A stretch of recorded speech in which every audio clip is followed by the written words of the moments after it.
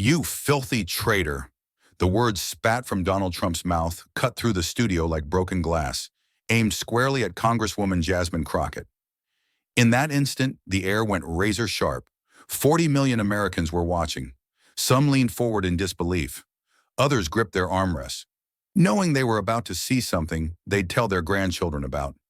For decades, America has promised liberty and justice for all. Yet history shows over 3,000 documented cases where loyalty was questioned solely because of the color of someone's skin. Tonight felt like it could be the next entry in that list. Trump thought those three words would end her presence. Instead, they became the spark for 9 seconds that would turn into one of the most replayed moments in live television and ignite a national conversation about patriotism, race, and who truly belongs in America. The CNN town hall had been buzzing, a steady hum of anticipation, until those three words landed like an unexpected gunshot. Leave the USA! It wasn't shouted, it wasn't wrapped in sarcasm or theatrical flair. It was aimed, straight, cold, deliberate, like a bullet that knew exactly where it wanted to go. The air shifted instantly. A ripple of disbelief swept through the audience. In the third row, a woman's hand flew to her mouth. Near the back, a college student lowered his phone mid-livestream, eyes widening as if he'd just witnessed something forbidden. The crowd gasped, but Jasmine Crockett didn't move. Not a blink, not a breath. She remained perfectly still, her gaze fixed on Trump with the calm precision of a soldier on the front lines. Somewhere deep inside, she heard her grandfather's voice, gravelly from years of hard work and war. Stand your ground, Jasmine.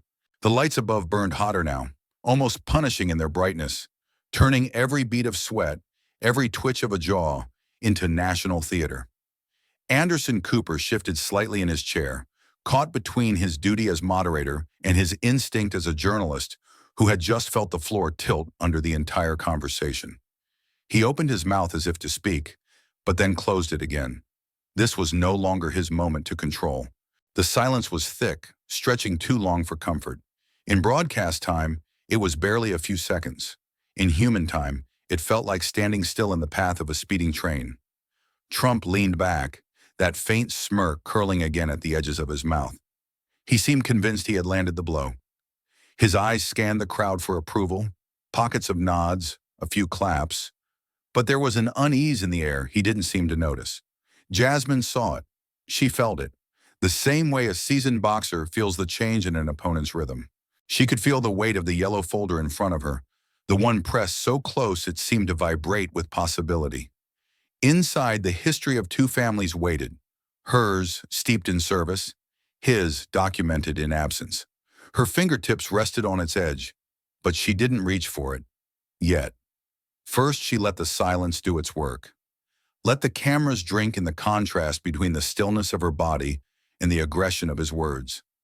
Let 40 million Americans at home feel the discomfort of that gap, that pause, and begin to ask themselves, what did I just hear?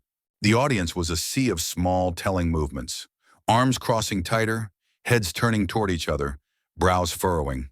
And somewhere in the very front row, Robert Hayes, the retired colonel, leaned forward just slightly, his eyes locked on Jasmine. He didn't speak. He didn't need to. The set of his jaw said enough. You know what to do. A camera crane swung overhead, slow and deliberate, capturing the two of them in a single frame. Trump leaning back, hands gripping the edges of his podium. Jasmine unmoving, her chin raised just enough to signal she wasn't intimidated. It was the kind of shot producers dream of. Pure visual tension, no script required. The sound in the room shifted again. No murmurs now, just the faint, ever-present hum of the stage lights and the quiet, mechanical whir of cameras adjusting their focus. The nation was watching two people locked in a stare that felt older than both of them, one rooted in centuries of exclusion, the other in generations of resistance. Trump's smile thinned, perhaps sensing that the silence was no longer his ally. He leaned toward his mic again, lips parting to speak. But Jasmine's eyes didn't waver. She didn't rush to fill the space. She didn't rise to match his tone. She waited. And in that wait, the shift happened. The power in the room began to slide, inch by inch across the stage. From the man who had just tried to claim ownership of the country to the woman who refused to let him. It was in the way her shoulders stayed squared, in the way her breathing remained slow, steady, deliberate, in the way she made him and everyone else sit with what he had just said. Somewhere, a producer in the control room whispered into a headset, "Don't cut, we're live. Stay with this." A split-screen graphic appeared for viewers at home, showing Trump on one side, Jasmine on the other. The imbalance was stark. Movement against stillness, agitation against composure. Trump adjusted his tie as if trying to reset the scene in his favor. But the moment was already slipping away from him. Jasmine blinked once, slowly, then let her hand slide an inch closer to the yellow folder. It was a movement so small that most in the audience wouldn't have noticed. But those watching closely, those who understood the stakes, knew exactly what it meant. In living rooms across America, people were leaning in now, not just to watch, but to listen. The insult had been thrown, the silence had held, and the next words out of Jasmine Crockett's mouth would decide whether this moment faded into the noise of 1,000 political spats or burned itself into the memory of a nation. The clock on the wall in Jasmine Crockett's D.C. office ticked louder than usual. It wasn't just the hour, it was the weight of what was coming. The room was small, more war bunker than workspace, its air thick with the smell of burnt coffee and printer toner. Stacks of manila folders leaned precariously on the table, flanked by half-drained paper cups and scribbled notepads that looked like they'd been in battle themselves. Marcus stood at the head of the table, hands braced on its edge. His tie was loosened, shirt sleeves rolled high, the kind of posture you take when you've decided there's no more time for niceties. "He's going to make it personal," Marcus said, his voice low but charged, each word landing like a hammer on the wood. "And when he does," he glanced at Jasmine. "We hit harder." Priya didn't look up from her laptop. She was the quiet one, the kind who didn't waste words unless they were razor sharp.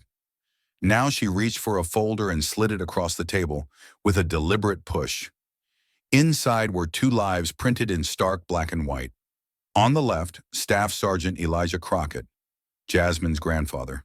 The photograph was grainy, but the pride in his eyes cut through decades. Bronze Star, Purple Heart, 3 overseas tours. Every line of his record was a testament to service under fire. On the right, Donald Trump's grandfather. No medals, no deployments, just 3 deferments, each one neatly typed, the ink as cold and flat as the excuses it carried. Jasmine rested her fingertips on the edge of the folder. She traced the paper like a jeweler appraising a precious stone, not for beauty, but for value. Her eyes stayed on the documents for a long moment before she spoke. "If he crosses the line," she said, her tone as even as it was dangerous, "I won't just answer. I'll end the conversation." The room fell silent. It wasn't a threat. It was a statement of fact. Marcus leaned in, the table creaking under his weight. "Then we make sure you have the artillery to do it." He reached for another stack, this one thicker, heavier. Contracts, old news clippings, business records that told their own stories of hypocrisy. Priya added in a quiet voice, "We don't have to hit first. We just have to hit in a way he never sees coming." Outside the windows, the DC skyline was washed in winter gray. Traffic murmured in the distance, but inside the office, it felt like the city had gone still. Jasmine sat back in her chair, eyes narrowing, mind already running the possible paths the debate could take. She had been in plenty of heated exchanges before, but this one had a different temperature. This wasn't about policy, this was about identity, and she knew exactly what that meant. The door opened without a knock. Robert Hayes stepped in, tall, silver-haired, his military posture still sharp despite the years. "You wanted to see me," he said. His voice carried the calm authority of someone who had stood on actual battlefields. Jasmine gestured to the seat opposite her. "Colonel, I need someone to stand with me. Not for optics, for truth." Hayes's gaze fell to the folder on the table. He flipped it open, scanning the pages, his face unreadable until he reached the deferments. His jaw tightened. "You want me there when you say it?" he asked. "Yes," Jasmine replied, "because if he calls me un-American, I want him to have to look into the eyes of a man who actually fought for it." They talked for an hour. about sacrifice, about the quiet weight of service, about how history gets rewritten by those who never carried it. When Hayes rose to leave, he said one thing: sometimes silence is the loudest weapon. When the door closed behind him, the room exhaled. Marcus broke the moment. All right, let's map the triggers. Immigration, economy, race. If he touches any of them in the wrong way, we pivot. Priya was already typing, her screen filling with bullet points and color-coded highlights. Every stat, every story backed with a source. And visuals. If you bring up your grandfather's record, the audience needs to see it. Jasmine picked up the folder again. The paper was cool against her skin. She closed it, pressing the edge to the table like sealing a pact. Most of what she held she could deploy without hesitation.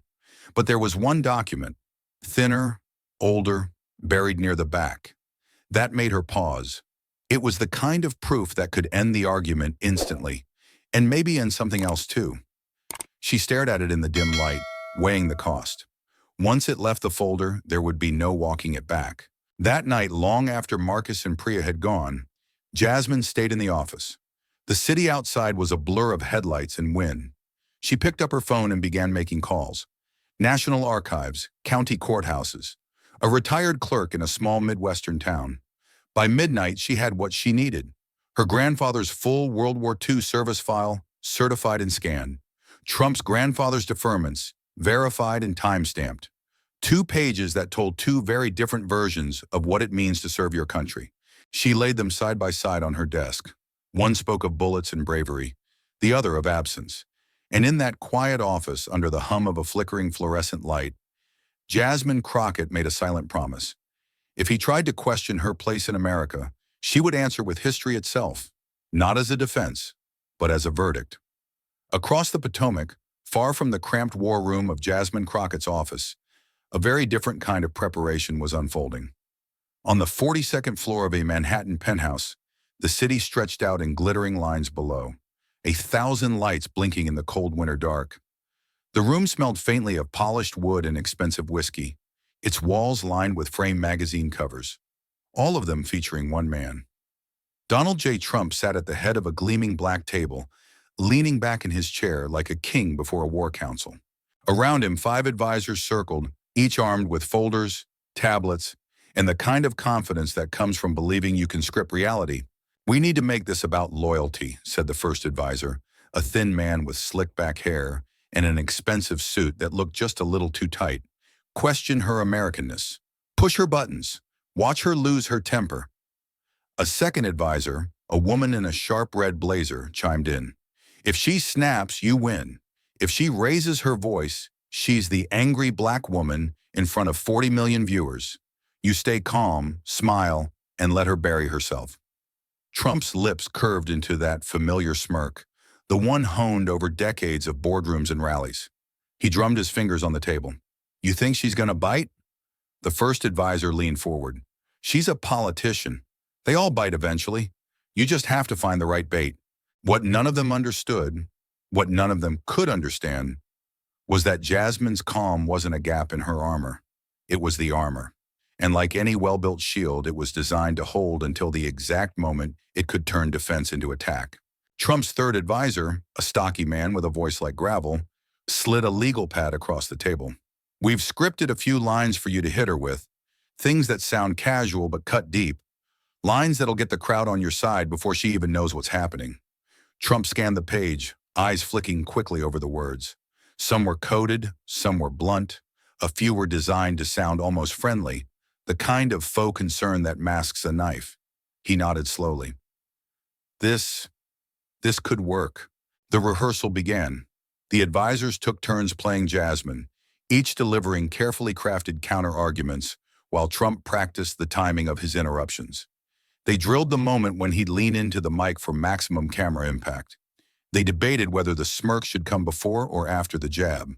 One of them suggested a new tactic, a moment of silence after the insult to let it hang in the air. People at home will feel it, the red blazer woman said. They'll remember it. Trump liked that idea. He practiced it twice, the corners of his mouth twitching as he imagined the audience reaction. In the far corner of the room, a massive television screen played footage from past debates on a loop. Every interruption, every applause line, every stumble by an opponent, cataloged, analyzed, replayed. Trump glanced at it occasionally, as if to remind himself of the victories already claimed. He was a man used to winning the room through volume, through dominance, through the sheer force of personality. The thought that someone might not yield to that someone might use stillness as a weapon, didn't even cross his mind. Remember, the slick-haired advisor said, pointing with his pen, this isn't just about policy. This is about making her look out of place. You say things that sound like truth to your base, even if they're just opinion. Make it feel like common sense that she doesn't belong on that stage. Trump grinned, leaning forward in his chair. Common sense, I like that. People eat it up. They ran through it again and again, adjusting lines, shifting phrasing, testing the rhythm of attack. Outside the floor-to-ceiling windows, snow began to fall in lazy spirals, coating the city below in white. Inside, the air was sharp with the scent of anticipation. In another building, in another city, a woman was preparing to dismantle everything they were building here. But Trump didn't know that. To him, this was another match in an arena he believed he'd already mastered. After an hour, the meeting wound down. The advisors gathered their papers, satisfied they'd built a plan that would push Jasmine to the edge. As they left, Trump stayed seated, staring out at the snow-flecked skyline. His reflection looked back at him in the dark glass. Confident, sure, untouchable. He spoke aloud, to no one in particular. She won't see it coming. But across the river in that cramped D.C. war room, Jasmine Crockett was already counting down the ways she could turn his every line into a noose of his own making. Marcus had told her once, in a moment between strategy sessions, the best counterpunch is the one your opponent thinks he threw at you first. And Jasmine knew, when the moment came, she wouldn't just counterpunch. She'd take the floor out from under him. The lights burned white hot, flooding the stage until even the shadows seemed to vanish. Cameras swept in long, slow arcs, glass eyes narrowing on the two figures at opposite ends of the debate floor. Trump's jaw was set, his tie perfectly centered, his smile tuned to the exact wattage that said, I'm in control. Jasmine stood with her notes neatly aligned, posture relaxed but alert, as if she were about to hear the opening bell of a fight she'd been training for her entire life. Anderson Cooper's voice broke the hush, introducing the evening with the smooth precision of a man who had seen 100 political showdowns. The applause that followed was polite, but tinged with the kind of charged anticipation that always precedes a collision. Trump took the first question. Danger at the border, he began, his voice rolling out like a weather warning. They're flooding in. Drugs, crime, people we don't know from places we don't trust, American values, our very way of life, under attack.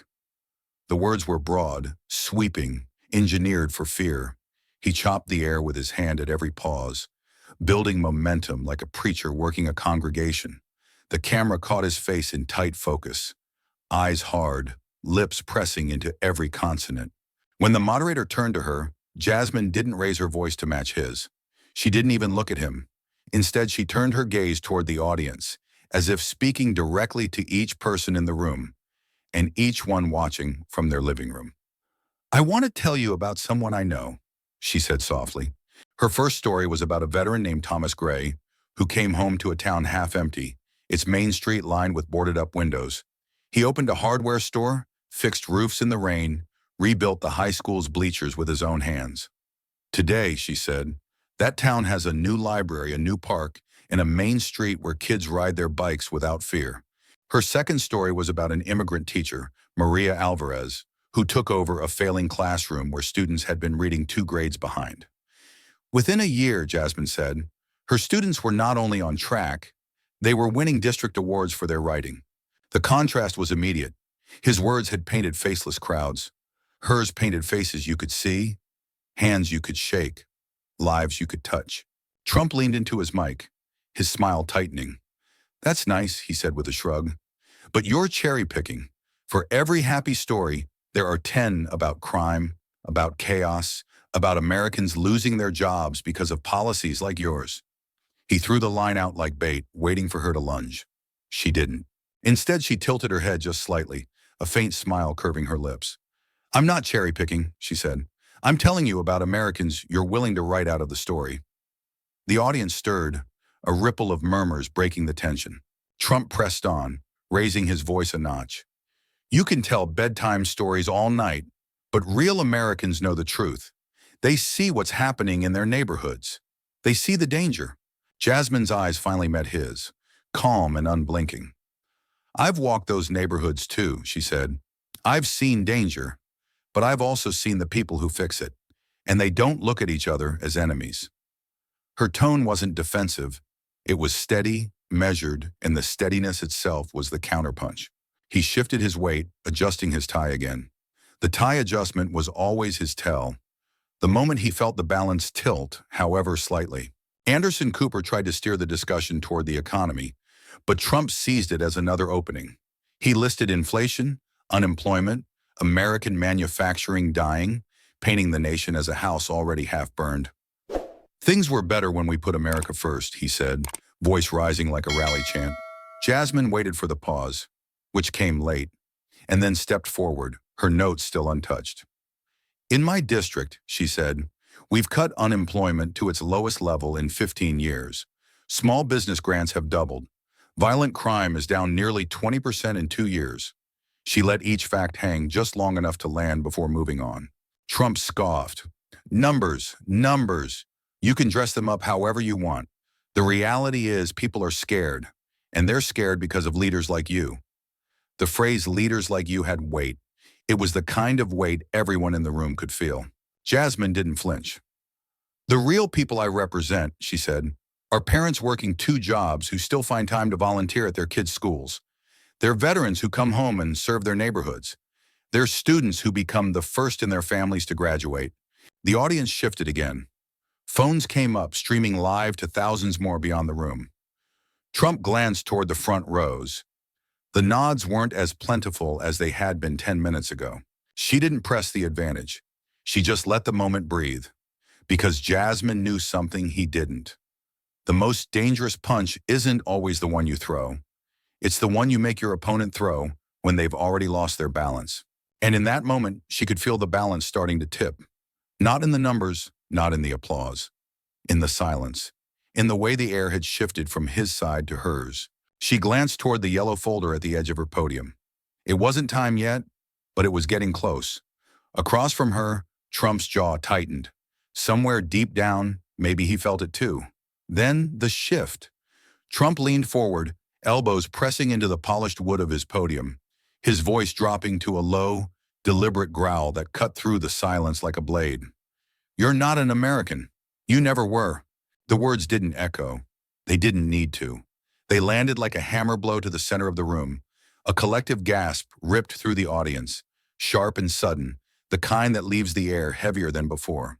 In the front row, Robert Hayes, the retired colonel whose medals could tell more stories than most history books, clenched his jaw so tight the muscle in his cheek jumped.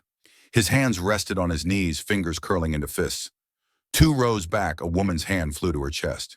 Beside her, a young man muttered, "Did he just—" but didn't finish the sentence. The entire studio seemed to freeze in place. Jasmine felt it. The line. The exact one she'd been waiting for. Crossed clean and irrevocable. Her fingers brushed the yellow folder at the edge of her podium. Cool cardstock under her fingertips. She didn't open it. Not yet. Instead, she breathed in once. Deep and slow. Steady enough that the cameras wouldn't catch it. Trump straightened in his stance, clearly mistaking her silence for weakness. His eyes swept the room, seeking approval, finding it only in a few tight nods and a smattering of claps from his corner of the audience. He pressed on, voice louder now, as if to double down. "That's right," he added, jabbing a finger in her direction. "You talk big, but you don't belong here. You never did." The sound in the room changed again. Not applause, not booing, just a low, unsettled murmur. The kind of sound people make when they realize they've just seen a mask slip. Robert Hayes shifted forward in his seat, but Jasmine didn't look at him. She kept her gaze locked on Trump, letting the space between them tighten like a drawn bow. Inside her chest, her heartbeat slowed instead of quickening. Years of courtroom arguments, town hall confrontations, late-night district battles, all of it had taught her the same thing. When the moment comes, Don't rush it. Let them feel it first. The camera zoomed in, tight on her face. The lights painted her features in sharp relief. Calm eyes, still lips. A steadiness that read less like passivity and more like control. Trump's breathing was audible in his microphone. He shifted his weight again, tapping the edge of his podium with his fingertips. Jasmine's hand lingered on the folder. Inside, the two documents waited.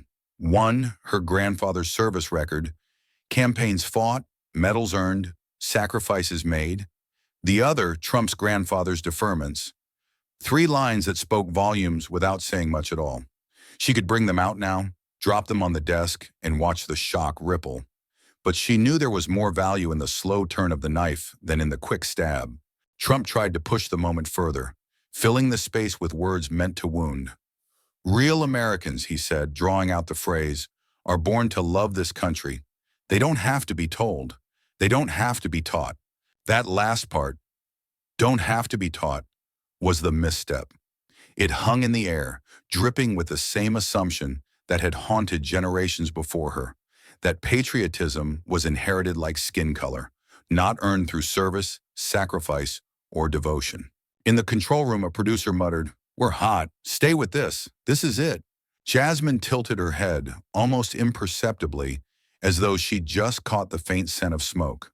Her lips curved into the smallest, coldest smile. She didn't look at her notes. She didn't need to. Every word she was about to say had been living inside her for days, waiting for this exact moment to be born. The audience was leaning forward now, even those who'd been nodding for Trump minutes earlier. This wasn't politics anymore. This was something older, heavier, and far more dangerous. "Mr. Trump," she began, her voice low but clear, "I am here because the people I serve sent me here. I am here because my grandfather fought for this country in World War II, because he bled for a flag you claim to honor." The room tightened. The silence grew teeth. She took one step closer to her podium, eyes locked on him. "And I am here because I will not be told to leave the country my family has defended for generations, by someone whose own family chose not to serve when it mattered most." Trump's mouth opened, but nothing came out right away. The finger he'd been pointing curled slowly into a fist, resting against the desk. Across the front row, Robert Hayes' eyes didn't move from her face. He knew what was in that folder, and he knew she hadn't even needed to open it to land the blow. But Jasmine wasn't finished. Her hand slid across the podium until her fingertips rested once more on the yellow folder. The cameras followed the movement like it was choreography. Viewers at home, sitting in living rooms across America, could see the edge of the paper peeking from inside. She didn't lift it yet. She just let her thumb rest on the tab, the moment drawn tight as a tripwire. Trump shifted again, the grin long gone. Somewhere in the audience, someone whispered, "Do it." Another voice from the other side, "She's got him." Jasmine looked from Trump to the crowd, then back to him. Her voice stayed calm, but the steel in it was unmistakable. "If you really want to talk about who belongs here," she said, "then maybe we should let history join the conversation." The gasp that followed was smaller this time. Not shock, but anticipation. Every camera light burned brighter, as if they too knew what was about to happen. Jasmine's hand tightened on the folder. The line had been crossed, and now she was ready to draw another one, in permanent ink. Jasmine's hand moved with a calm deliberation that made the room lean in without realizing it. She didn't rush. She let her fingers slide into the yellow folder, pinching the edge of the first page like it was a scalpel she was about to use. When she drew it out, the paper caught the light. Pale, slightly yellowed from age, the ink faded but unshakable. She held it at chest height, so both Trump and the front row could see. "This," she said, her voice clear and unwavering, "is my grandfather's record. Staff Sergeant Elijah Crockett, World War II, Bronze Star, Purple Heart." The cameras reacted instantly, their lenses gliding in with the precision of hawks zeroing in on prey. The faded military seal, stamped in the top right corner, bloomed on screens across the nation. In living rooms from Detroit to Dallas, viewers squinted to catch the details, even if they couldn't read every word. The authenticity radiated through the image itself. Trump's eyes flicked toward the page for half a second, then away. It was as if he couldn't bear to give it the attention it demanded. Jasmine's voice didn't rise. She didn't need to shout. The steadiness was the weapon. "He bled for this country," she said, every syllable measured. "And you're telling me I don't belong?" The audience froze. It wasn't the polite stillness of a formal debate crowd. It was the kind of silence that thickens when everyone realizes they're standing in the middle of something they'll talk about years from now. In the front row, Robert Hayes's gaze stayed locked on the page, his lips pressed into a thin line. Not from anger, but from recognition. He knew the language on that paper, the coded numbers for campaigns fought, the abbreviations for injuries sustained under fire. He knew that every line had a cost measured in blood, in sleepless nights, in years lost. Somewhere near the back, a phone camera trembled in the hands of its owner. The live stream chat was already exploding. "Show it again. Bronze star. Purple heart. This is huge." Trump's smirk faltered. He adjusted his tie, the tell again, but said nothing. Anderson Cooper's eyes flicked between the two of them, sensing the imbalance shift further. He didn't interrupt. Even he knew this was no longer his moment to manage. Jasmine lowered the page just slightly but didn't put it down. She let the audience see her hands steady on the paper. Let them see that this wasn't just a document. It was a living inheritance, passed through service and sacrifice. "My grandfather," she continued, "fought in France, survived the Pacific, came home with scars he didn't speak of, but carried every day of his life." The words painted pictures: cold beaches under artillery fire, dense jungles buzzing with danger, the long shadow of a hospital ward. "He stood for a country that wasn't always willing to stand for him," she said, "but he stood anyway, because that's what patriotism looks like." The crowd stirred. It wasn't applause yet, but it was leaning there. A low murmur of agreement rose like a tide, cresting just enough to be felt, but not enough to break the moment. Trump shifted his stance, gripping the sides of his podium. "You can't compare," he began, but Jasmine's voice cut through his like a clean blade. "I can compare," she said, "because I have the record right here, and I also have yours." The murmur turned into a sharp intake of breath across the audience. Heads tilted forward. Phones came higher. The yellow folder, still resting on the podium, looked suddenly heavier. Trump's face tightened. "You're making this personal." "It became personal," she interrupted, "the moment you told me I don't belong in my own country." Her hand returned to the folder. She didn't pull out the second page yet. She let the implication hang, letting the cameras drink it in. In homes across America, viewers leaned forward instinctively, sensing the reveal they all knew was coming. Robert Hayes sat back slightly now, his arms crossed, his eyes never leaving her. He knew she was about to put the first crack in the foundation Trump had built for decades. Trump tried again to reframe, his voice dipping into the polished cadence of a practiced speech. But the weight in the room had shifted. Every time he opened his mouth, the audience's attention slid back to the page in Jasmine's hand, and the unopened secret still in the folder. She tapped the page once against the podium, a small, deliberate motion. "This," she said, lifting it higher so the cameras could get another clean shot, "is what it looks like to earn your place in America." The crowd erupted, not in a roar, but in that dangerous, sustained applause that says, "We're with you now." Trump looked toward the audience, searching for someone to match eyes with, but found only faces watching her. The momentum was no longer theoretical. It was visible, tangible, irreversible. And Jasmine knew it was time to go for the second strike. Her hand hovered over the yellow folder again. The air felt tighter, like the moment before a storm breaks. She was ready to lift the second page, not to defend herself, but to finish the job. Her fingers slid beneath the crisp edge of the second sheet. The paper rasped softly against the folder. A sound so small, but in that moment, it cut through the studio like the ticking of a bomb. She drew it out slowly, holding it at the same height as the first, the movement deliberate, giving the cameras time to lock in. "This," she said, her voice clear enough to reach the last row, "is your grandfather's record." A beat of silence. Then her eyes lowered to the page. "Deferment," she read aloud. Her gaze flicked up at Trump, then down again. "Deferment." She let the second one hang longer. The air in the room was brittle now, every ear tuned to the inevitable final word. Deferment. The audience gasped in unison, like a single body struck at once. It wasn't the shocked intake of a minor twist. It was the sound of something heavy hitting the floor. Robert Hayes stood, not slowly, not cautiously, but with the quick, decisive motion of a man who had spent a lifetime knowing exactly when to rise. "She's telling the truth," he said. His voice carried the weight of a cathedral bell, deep, resonant, unshakable. It seemed to echo off the rafters, filling every corner of the studio. The crowd broke. Applause erupted, not the polite clapping of political courtesy, but something raw and pounding. It was a roar, not for theater, not for spectacle, for truth. Trump's head turned toward the sound, but the applause didn't fade.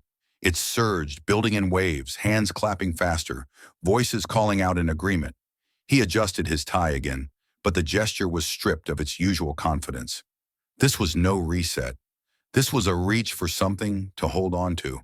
Jasmine didn't look at the crowd. Her eyes stayed locked on him, the second page still in her hand, her thumb pressed to the line with the date of the first deferment. "3 times," she said, softer now, but somehow louder in the silence that had begun to swallow the applause. "3 times when others were stepping forward, your family stepped aside."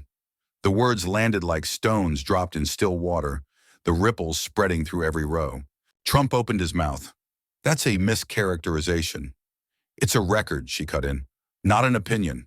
Not a rumor. The United States Military Archives." In the control room, a producer spoke into the moderator's earpiece. "Verified. We've confirmed the documents. Keep it rolling."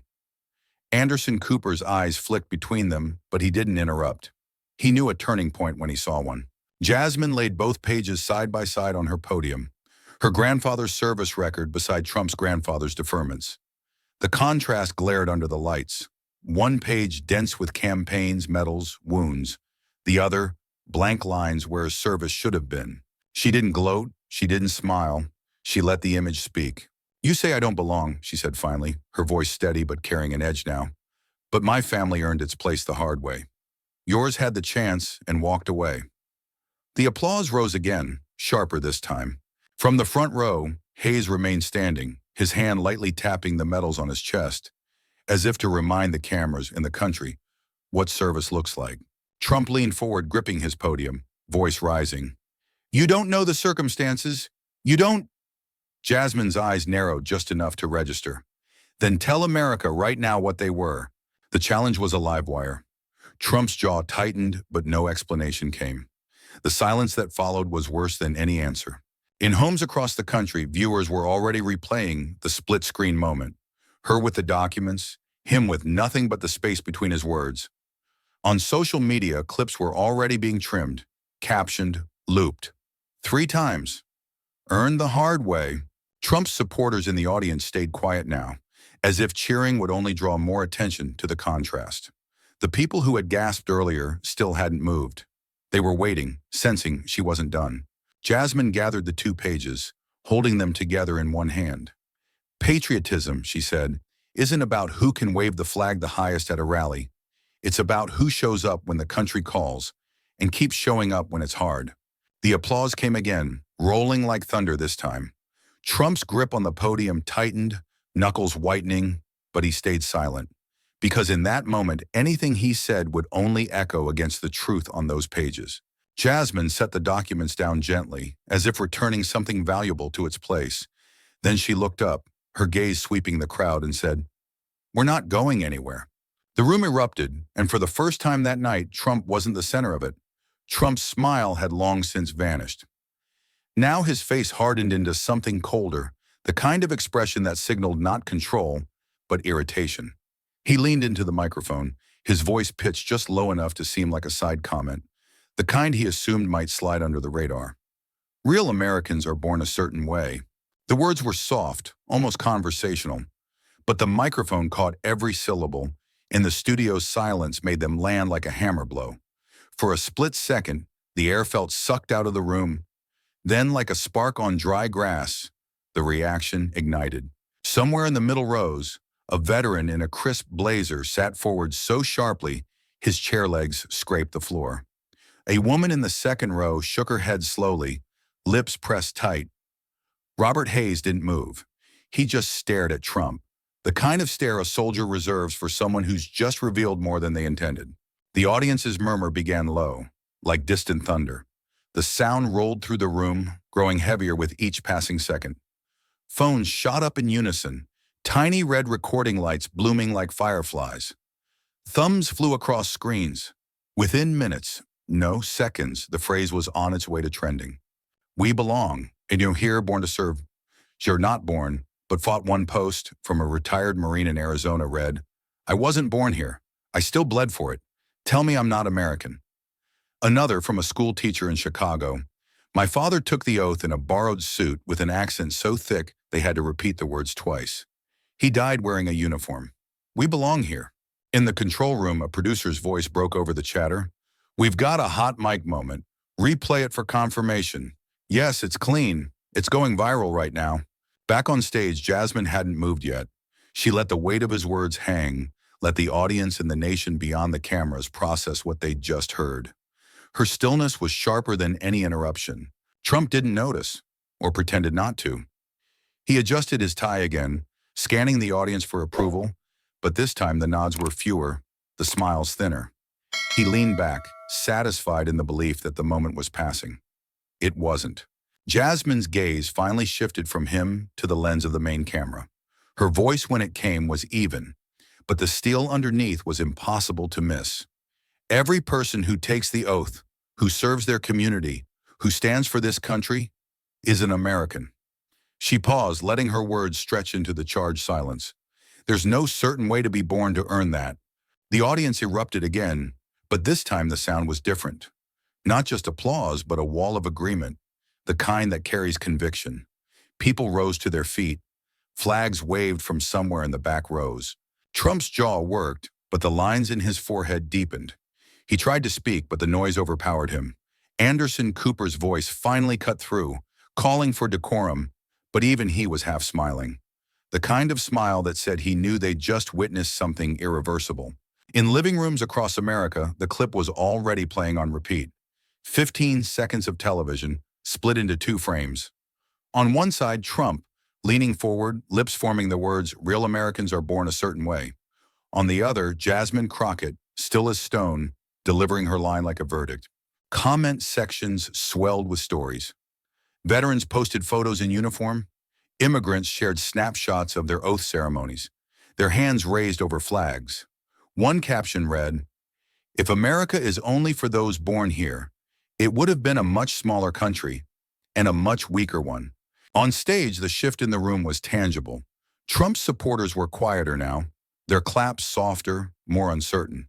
The middle rows, the undecided ones, leaned toward Jasmine's podium as though she were a campfire in a dark field. She didn't need to press the advantage with another blow. She knew the moment was hers. Her hands rested lightly on the podium, the two documents still in sight, the phrase, "We're not going anywhere," still echoing in the minds of those watching. Trump cleared his throat, trying to steer the debate back to policy. But the words "real Americans" hung behind every sentence, trailing him like a shadow. It was the kind of slip you can't outrun. Not in a 90-minute broadcast, not in a campaign season. In the green room, Marcus and Priya were already exchanging quick glances, phones buzzing nonstop. "She's got the clip," Marcus said under his breath. "This one will stick." Priya just nodded, her eyes on the feed showing the live audience, now firmly in Jasmine's orbit. Jasmine didn't smile. She didn't need to. She looked straight into the camera again, her voice quieter now, but carrying more weight than anything else said that night. "We belong here." 3 words, simple, defiant, and now amplified across millions of screens. The applause rolled in again, stronger than before, sealing the moment into the broadcast. And in that instant, Trump wasn't just out of the spotlight. He was standing in the glare of his own words. By dawn, her clip had crossed 30 million views. Not in a week, not in a day, overnight. The numbers climbed so fast the analytics pages couldn't refresh in time. Her office lines were jammed from the moment staff arrived. One call from a Vietnam veteran in Ohio, voice trembling. "You spoke for me." Another from a school principal in Montana. "My students watched it in class this morning. They cheered." Then came the quiet, emotional one. A woman who didn't give her name, only whispered, "I was told to go back where I came from last year. You said what I couldn't." But the shadow followed close behind the light. The hate came fast. Emails, blunt and venomous. "You'll regret what you did." Doctored videos. One cut her answer short to make it seem like she had no rebuttal. Another spliced footage of protests over her words, though she'd never been there. On social media, hashtags of support tangled with hashtags of venom. Security became immediate. By noon, uniformed guards stood at the doors of her district office, scanning every bag that came in. Priya kept a separate log for the worst threats, each one printed, time-stamped, and forwarded to law enforcement. Some were just noise. A few were specific enough to make the air in the room tighten when she read them. Jasmine's habit became clear in the first week. She read the good ones twice. A letter from a Gold Star mother, handwriting shaky but deliberate. "My son would have stood and clapped for you." A hand-drawn card from a fourth-grade class in Texas. Stick figures of a woman at a podium, the word brave written above her in crooked letters. By the end of the second day, "We Belong Here" was trending higher than any political slogan of the season. Veterans posted photos in uniform with captions like, "I wasn't born here, I still fought for it." Civil rights leaders called her a voice for the century's fight against division. One retired general, who had never spoken publicly on politics, posted a short video. "What she said isn't just true. It's what I've been waiting to hear for 30 years. The praise was loud, but so was the other side. Comment sections became battlefields. Strangers arguing over who she was, what she stood for, whether she had gone too far in bringing up Trump's family history. Cable news split along familiar lines. Some ran the clip on loop with chirons like Grace Under Fire. Others called it a personal attack that disrespected another family's legacy. Inside her office, the mood was electric but watchful. Marcus paced between desks, two phones in hand, fielding both TV producers and security updates. Priya sat cross-legged in her chair, laptop open, reading aloud the sharpest spikes in view counts. 7 million in the last hour. It's not slowing down. Late that night, Jasmine sat in her office alone. The city outside glowed orange under the street lamps. She scrolled through messages, skipping the ones that started with liar, pausing on the ones that began with thank you. One video message stopped her. A group of veterans in their 70s, standing in front of a VFW hall, each wearing a cap embroidered with their branch of service. The man in front spoke into the camera. "Ma'am, you don't know us, but we know what you did, and we're with you." She closed the laptop, not because she was finished, but because the weight of it, the love and the hate braided together, was heavy enough to feel in her bones. When she finally stepped outside, two guards flanked her to the car. The cold bit at her cheeks. The street was quiet, but her senses stayed sharp. The world was watching, and some weren't just watching, they were hunting. Back at her apartment, she passed the glass case in the corner. Her grandfather's uniform was inside, dark wool pressed and metals catching the light. She rested her hand on the glass. "We're not going anywhere." The next morning, the headlines rolled in like a tide. 9 seconds that changed the race. Rush "We Belong Here" movement surges nationwide. Crockett clip hits 50 million views. Producers from every major network called. Some wanted her in the studio. Some wanted her live from her office. One offered to clear the first 10 minutes of their primetime slot just for her. Marcus slid a stack of requests onto her desk. "You could be booked solid for the next 2 weeks if you want it." Priya looked up from her screen. "But we choose carefully. Not every camera is our friend." Jasmine nodded slowly. This isn't about reliving it. It's about what comes next. Because she knew this wasn't a victory lap, it was a line drawn in the sand. And lines invite battles. The applause in the studio had been one thing. The fight that was coming would be another entirely. The call came before sunrise. CNN wanted a second debate. Bigger stage, larger audience. No town hall intimacy this time. An arena. The kind of venue where the roar of a crowd could turn victory into a spectacle or humiliation into a headline.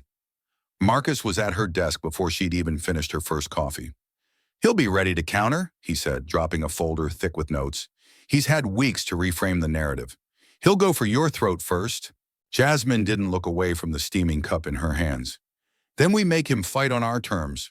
Priya leaned forward, her eyes sharp over the rim of her glasses. "That means no surprises for him, only for us. This time we don't just bring facts." Jasmine set the coffee down. This time, she said, we bring people. The next 2 weeks were a blur, not of speeches, but of stories. Her team fanned out, visiting VFW halls, immigrant centers, schools, and hospitals. They sat at kitchen tables under flickering fluorescent lights on front porches in the fading heat of summer nights. They didn't just gather statistics, they gathered names, faces. There was Sergeant Daniel Ruiz, who'd taken an oath to defend a country he hadn't yet become a citizen of. There was Margaret Ellison, who'd taught civics for 40 years in a district that had told her she was too old to understand her students, but whose students wrote letters saying she'd changed their lives. There was a Syrian refugee named Layla, who joined the volunteer fire department less than a year after arriving, and had pulled 2 children from a burning apartment. Each story was documented, photographed, time-stamped, not for spectacle, for truth, because Jasmine knew Trump could argue with her. He could try to smear her, but you couldn't smear an army of voices without showing exactly who you were. In the war room, Marcus stacked the profiles like ammunition. When he hits you with real American, he said, you hit back with these. Not stats, not just your grandfather, a wall of them. The night before the debate, the team gathered in the cramped office one last time. Priya scrolled through the digital binder on the screen. Every single person has given permission. They want to be named. Jasmine closed her laptop. This isn't about embarrassing him. It's about making sure the people he's talking about get to talk back. The arena was electric from the moment she stepped inside. Rows upon rows of faces stretched into the shadows. The heat of stage lights pressed down, but the real heat came from the crowd. Restless, buzzing, waiting for something to ignite. Trump arrived with his usual theatrics. Booming entrance music, a wave for the cameras. He looked confident, rehearsed, leaning into every handshake like he was sealing a deal. Marcus's voice in her ear backstage was steady. He's going to hit early. Don't flinch. Don't even look at him until you're ready to swing. She stepped into the light. The opening questions were predictable. Economy, foreign policy, healthcare. Trump's answers were tight, practiced, his gaze darting toward her as if daring her to interrupt. She didn't. Not yet. Then it came. I don't care how many props she brings this time, Trump said, voice carrying just enough bite to make the word props sting. Real Americans know the truth. There it was. Jasmine's lips curved in the faintest smile. I agree, she said. Real Americans do know the truth, which is why I brought them with me tonight. She reached under her podium and lifted the first folder.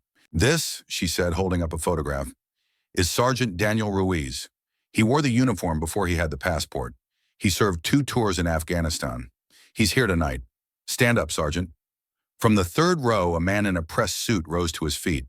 The applause rolled in like a wave. She turned another page. This is Layla Haddad. She came here 5 years ago from Syria. Last winter, she ran into a burning building to save 2 children. She's here tonight. Stand up, Layla. The applause grew louder. One by one, she introduced them.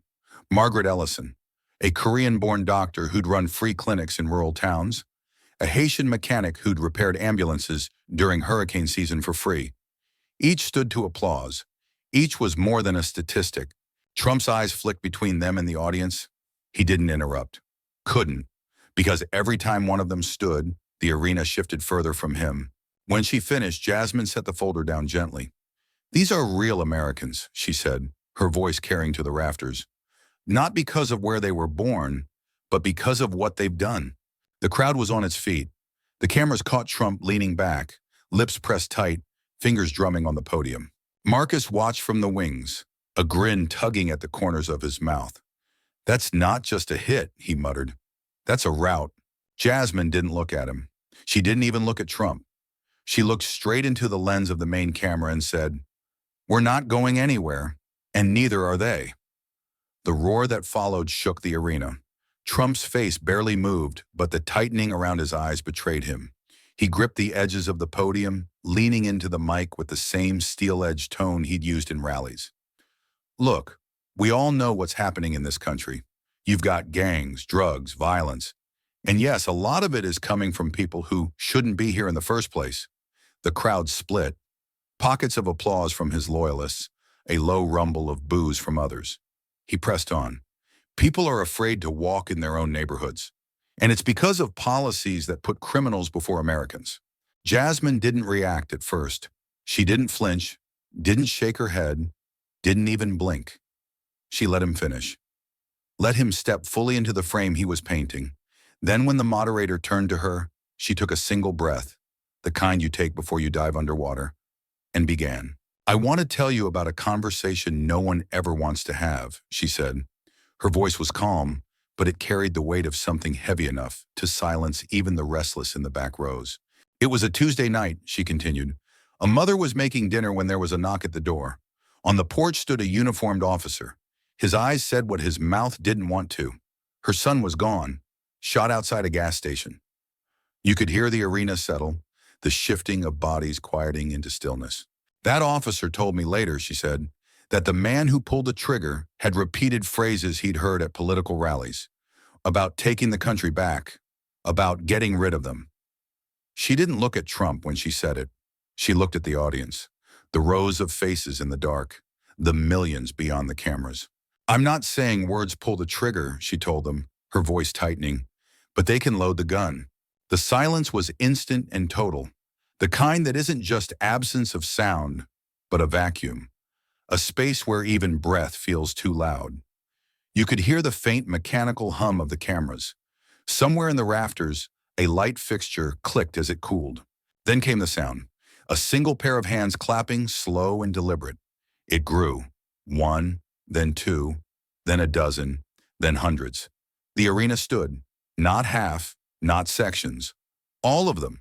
It wasn't the explosive cheer of earlier. It was a standing ovation that rolled like a wave, building in pressure, building in force, until it shook the floor beneath their feet. Trump stayed frozen. For a moment it looked as if he might reach for the mic, but he didn't, because there are moments you can't talk your way out of. The cameras cut between him and her, his stillness, her steady posture. On the split screen, the contrast was devastating. From the front row, Sergeant Daniel Ruiz stood again, clapping with his palms together like each hit mattered. Layla Haddad wiped at her eyes, her other hand never pausing its applause. Somewhere backstage, Marcus murmured into his headset, "That's it. That's the one they'll remember." In living rooms across America, people leaned forward in their chairs without realizing it. It wasn't just what she said, it was how she didn't force it. She let the story sit in their minds. Let it work its way past their ears, into their ribs. On social media, the clip hit timelines before the ovation had even ended. "Load the Gun" trended alongside "Nair, We Belong Here." Not as a slogan, but as a warning. Veterans posted, "She's right, words matter." Teachers wrote, "We tell our students this every day." Now they're hearing it on the biggest stage. The moderator finally spoke, voice measured, almost reverent. "Congresswoman Crockett, thank you for that answer." Jasmine nodded once, eyes still scanning the crowd. Trump shifted in place. He opened his mouth, but in the space between thought and speech, the audience's applause surged again, drowning whatever line he had been about to throw. It was a rare thing to see.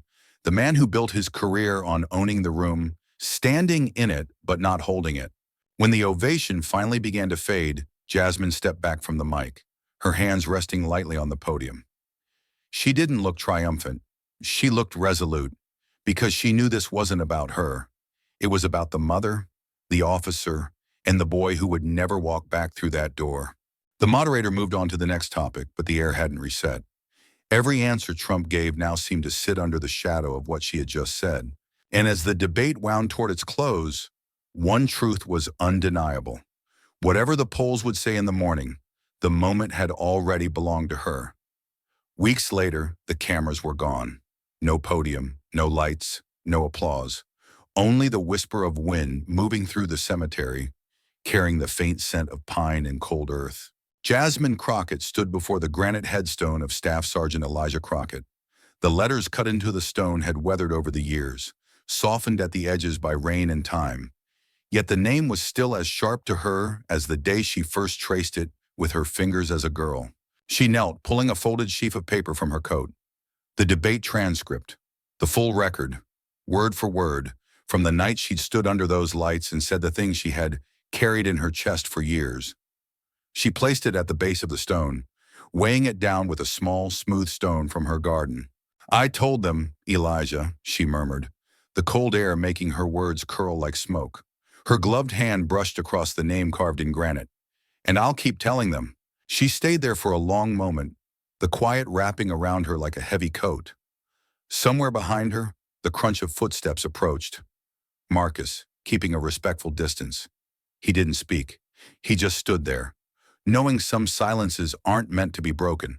When she finally rose, the wind tugged at her coat. She looked out over the rows of headstones, the markers of men and women who had shown up when the country called. That's what she had meant when she told the audience that night. Your place in this country isn't given by a politician. It's earned by how you show up for your community, your family, and your country. Those words had outlived the broadcast. They had been replayed in classrooms, written in op-eds, quoted at city council meetings in towns she'd never set foot in. They'd been printed on posters carried by veterans in parades, etched into the captions of family photos, even graffitied on the side of an old brick warehouse in Detroit. We belong here. But they had also found their way somewhere deeper, into kitchens and living rooms, where the conversations were quieter, more personal. Fathers asked sons, if it were you up there, would you have stood your ground? Mothers told daughters, you don't let anyone tell you where you belong. Grandparents at Sunday dinners retold the moment, the silence before her answer, the weight of her words, like passing down a family story. And still the shadow side remained. The threats never fully stopped. The doctored videos kept surfacing in darker corners of the internet.